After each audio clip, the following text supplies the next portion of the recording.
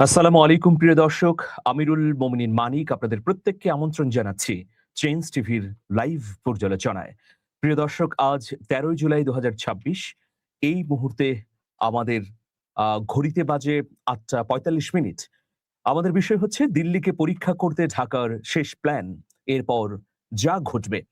অত্যন্ত গুরুত্বপূর্ণ এই আলোচনার শেষ পর্যন্ত থাকবেন বলেই প্রত্যাশা করছি।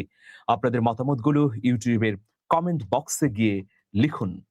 অনেক তো জল ঘোলা হয়েছে।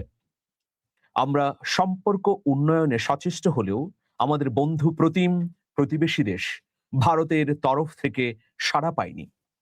সাড়া পাইনি কেন বলছি, যে দেখুন, আমাদের গণ অভ্যুত্থানের পর সেই অভ্যুত্থান বা জনগণের প্রত্যাশার স্বীকৃতি দেয়নি আমাদের ভারত। দ্বিতীয় বিষয় হচ্ছে যে আমাদের কাটার মাস্টার মুস্তাফিজুর রহমান যখন আইপিএল এ খেলার জন্য আমন্ত্রণ পেলেন, তখন কতিপয় গুটি কতক হিন্দুত্ববাদীদের দাবির কারণে তার চুক্তি বাতিল করে ফেলল ভারতীয় ক্রিকেট বোর্ড, যেটা খুবই অপমানজনক ব্যাপার। এই ঘটনাটি ঘটেছিল অন্তর্বর্তীকালীন সরকারের সময়ে। এরপর সর্বশেষ যে ঘটনা ঘটল, প্রধানমন্ত্রীর উপদেষ্টা ডাক্তার জাহেদুর রহমানকে দিল্লি এয়ারপোর্ট থেকে ফিরিয়ে দেয়া হলো মানে তাকে অনেকক্ষণ বসিয়ে রাখা হলো, প্রায় ২ ঘন্টার মতো। এরপর ভেতরে প্রবেশ করার জন্য অনুমতি দেয়া হলো, কিন্তু এই ২ ঘন্টায় তাকে নানা ধরনের হেনস্থার শিকার হতে হয়েছে, তাকে জিজ্ঞাসাবাদ করা হয়েছে। তার চেয়ে বড় উদ্বেগের বিষয় হচ্ছে যে তার নাম ভারতের দিল্লি এয়ারপোর্টে কালো তালিকায় ছিল। এরকম ৩টি ঘটনা আমরা আপনাদের সামনে উপস্থাপন করে এটা তো বলতেই পারি যে আমরা চাইলেও ভারত সম্পর্ক উন্নয়নে আগ বাড়িয়ে কোনো পদক্ষেপ গ্রহণ করেনি। এর মধ্যে আবার বেআইনি পুশ-ইন, আবার সীমান্ত হত্যা তো অব্যাহতই আছে। আর আমাদের অপেক্ষমান তিস্তার ন্যায্য হিস্যা তো সুদূর পরাহত। তো দর্শক, এরকম পরিস্থিতিতে আমরা দেখতে পাচ্ছি যে বাংলাদেশের তরফ থেকে শেষ উদ্যোগটি গ্রহণ করা হচ্ছে। এই শেষ উদ্যোগটি কি সেটা আমরা জানতে চাই। প্রিয় দর্শক, চলুন। বহুপক্ষীয় আঞ্চলিক জোট বিমস্টেকের ন্যাশনাল সিকিউরিটি অ্যাডভাইজার্স এনএসএ বৈঠকে যোগ দিচ্ছে ঢাকা। আগামী ১৬ জুলাই ভারতের নয়াদিল্লিতে অনুষ্ঠিত হবে এই বৈঠক। সেখানে বাংলাদেশের প্রতিনিধিত্ব করবেন প্রধানমন্ত্রী তারেক রহমানের প্রতিরক্ষা বিষয়ক উপদেষ্টা ব্রিগেডিয়ার জেনারেল অবসরপ্রাপ্ত ডক্টর এ.কে.এম. শামসুল ইসলাম।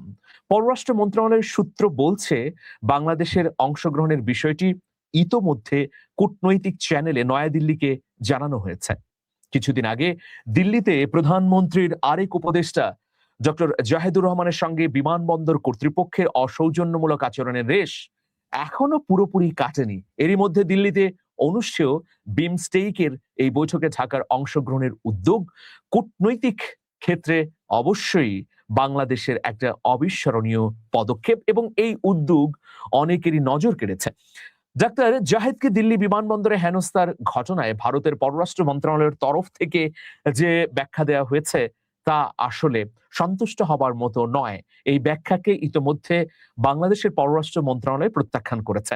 বর্তমানে বাংলাদেশের আহ বাংলাদেশ হচ্ছে বিমস্টেকের চেয়ারম্যান, সে কারণে এই বৈঠকে অংশগ্রহণ বাংলাদেশের জন্য প্রাতিষ্ঠানিক দায়িত্বের অংশ বলেও মনে করে পররাষ্ট্র মন্ত্রণালয়। তবে কূটনৈতিক সূত্রগুলো বলছে যে ব্রিগেডিয়ার অবসরপ্রাপ্ত শামসুল ইসলামের এই সফরকে ঘিরে ভারতের আচরণ নিবিড়ভাবে পর্যবেক্ষণ করা হবে। প্রতিনিধি দলের প্রতি আন্তর্জাতিক কূটনৈতিক রীতি ও রাষ্ট্রাচার যথাযথভাবে অনুসরণ করা হচ্ছে কিনা সেটি হবে আগামী দিনের সম্পর্ক নবায়ন বা উষ্ণতায় নিয়ে যাবার জন্য একটি বড় ধরনের নির্ণায়ক। ইতিমধ্যে ভারত সরকারকে প্রতিনিধি দলের সফর সম্পর্কে আনুষ্ঠানিকভাবে অবহিত করার পাশাপাশি প্রয়োজনীয় কূটনৈতিক সৌজন্য নিশ্চিত করার বিষয়টিও জানিয়ে দেওয়া হয়েছে।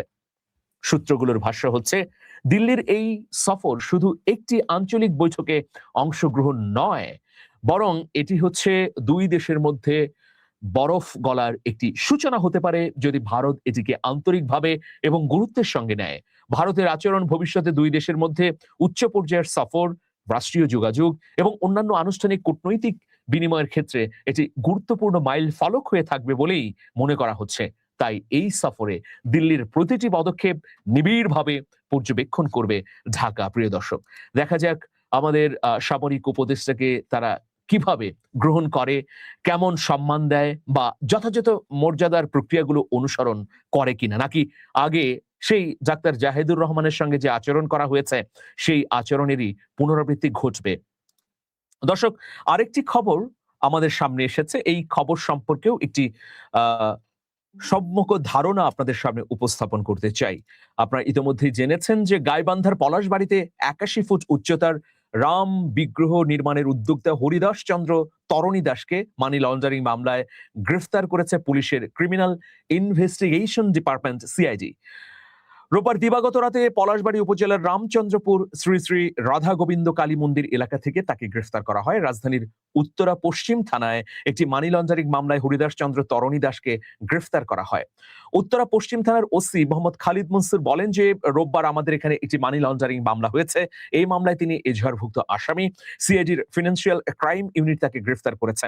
গ্রেফতারের বিষয়টি নিশ্চিত করেছেন পলাশবাড়ী থানার ওসি সরওয়ার আলম খান। তিনি বলেন, মানি লন্ডারিং মামলায় তাকে গ্রেফতার করেছে সিআইডি। মানি লন্ডারিং ছাড়াও হরিদাসের বিরুদ্ধে অর্থ আত্মসাৎ, প্রতারণা, ধর্মীয় উস্কানি, মন্দির শাসানো, জমি দখল, রাষ্ট্রবিরোধী ষড়যন্ত্র সহ অসংখ্য অভিযোগ রয়েছে। ২০১৮ সালে তিনি প্রতারণা মামলায় র্যাবের কাছে গ্রেফতার হয়েছিলেন। প্রিয় দর্শক, এর মধ্য দিয়ে বাংলাদেশ আসলে কি বার্তা দিতে চায়? বাংলাদেশ কিন্তু একটা সহনশীলতার বার্তা দিতে চায়। সেই বার্তাটা কি, সেটাও আমি আপনাদেরকে জানাচ্ছি। দেখুন, এই যে যাকে গ্রেফতার করা হয়েছে তিনি হচ্ছেন সেই গাইবান্ধায় বিশাল আকৃতির রাম মন্দির নির্মাণের উদ্যোক্তা।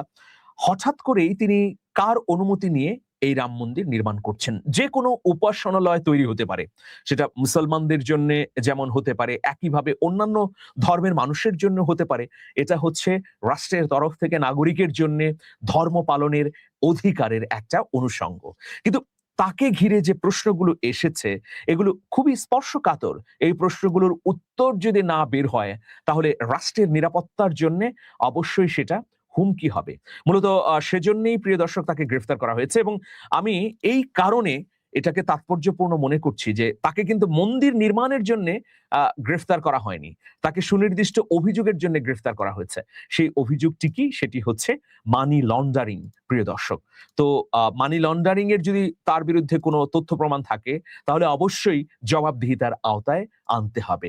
এক্ষেত্রে আমরা দেখতে পাচ্ছি যে হরিদাস তিনি মানি লন্ডারিং, হিন্দুদের জমি দখল, এরপর সাম্প্রদায়িক উস্কানি এবং হঠাৎ করে রাষ্ট্রবিরোধী ষড়যন্ত্রের সঙ্গেও যুক্ত হয়েছেন। আবার কেউ কেউ বলছেন যে তিনি খুব দ্রুততম সময়ের মধ্যে কিভাবে ফুলে ফেপে এতটা বিত্তশালী হলেন, বা এই যে মন্দির নির্মাণের জন্য অর্থ কোথায় পেলেন?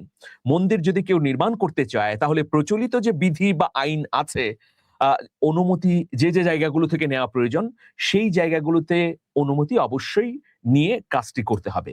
এটা মুসলমানদের জন্য যেমন বাধ্যবাধকতা আছে এই বিষয়ে, একইভাবে হিন্দু, বৌদ্ধ, খ্রিস্টান বা অন্য ধর্মের মানুষের জন্যও রয়েছে। তো আইনের বাইরে গেলে আমাদের কিন্তু বিপত্তি।